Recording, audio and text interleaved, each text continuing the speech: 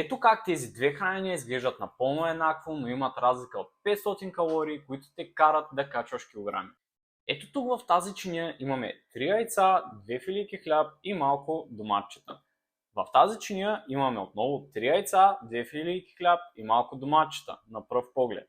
Но в яйцата имаме добавени 20 грама масло и 30 грама кашкавал. Това са направо невидими калории, които дори не осъзнаваш, че си добавил. А да ти подскажа, много често правят това по ресторантите. Ето тук в хранене номер 2 имаме 50 грама овесени ядки, една доза протеин, 100 грама горски плодове и 10 грама черен шоколад. На пръв поглед в това хранене имаме абсолютно същото нещо, но сме добавили и по една супена лъжица мед и една супена лъжица фъстъчно масло за малко вкус.